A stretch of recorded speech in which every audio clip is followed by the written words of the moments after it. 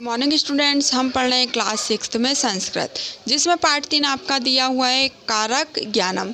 कारक के बारे में दिया गया है। कारक आपने, चलिए आइए हम देखते हैं कारक क्या होते हैं।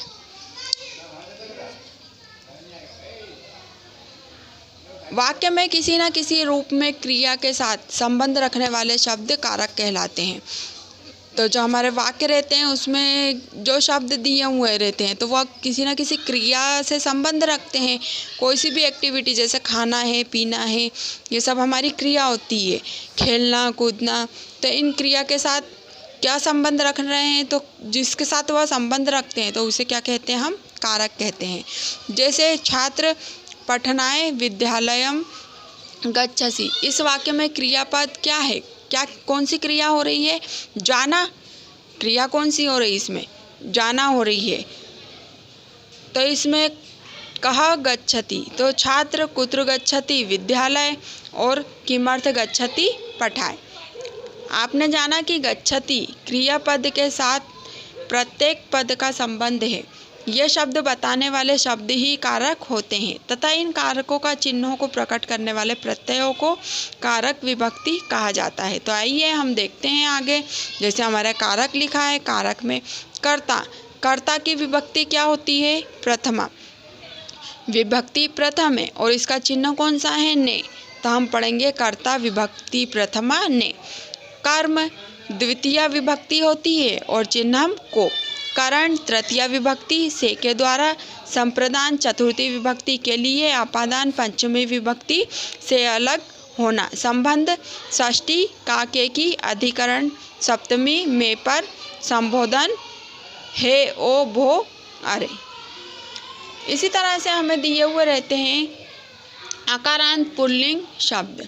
आकारांत पुल्लिंग शब्द में अभी हमने जैसे कारक पढ़े, कर्ता ने, कर्म को, करण से के द्वारा, तो उसी प्रकार यहाँ पे हमारे कारक लिखे होंगे। विभक्ति, अब इसमें विभक्ति हमारी प्रथम, द्वितीय, तृतीय, चतुर्थी, पंचमी, षष्ठी और सप्तमी।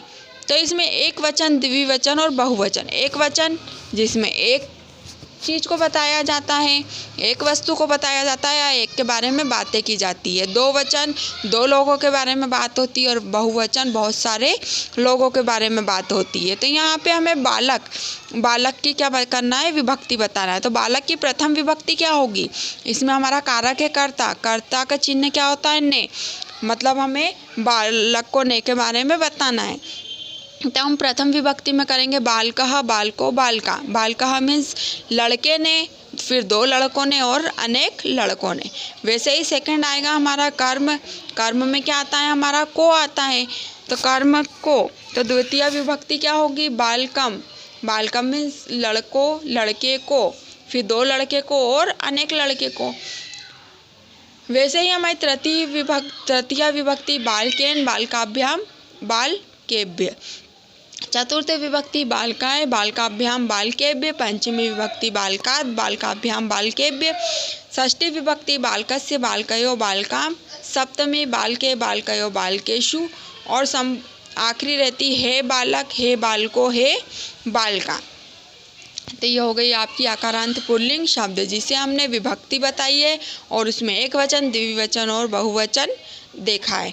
तो इसकी आप जो आपको यहाँ पे दिख रहा है, या तो आप इसकी स्क्रीनशॉट ले लीजिए और इसको अपनी कॉपी में लिखकर, और बुक हो तो बुक में भी रीड कीजिए। और कारक चिन्ह जो अभी हमने पढ़े हैं यहाँ पर, तो आपको कारक चिन्ह अपनी कॉपी में लिखना है और याद करना है।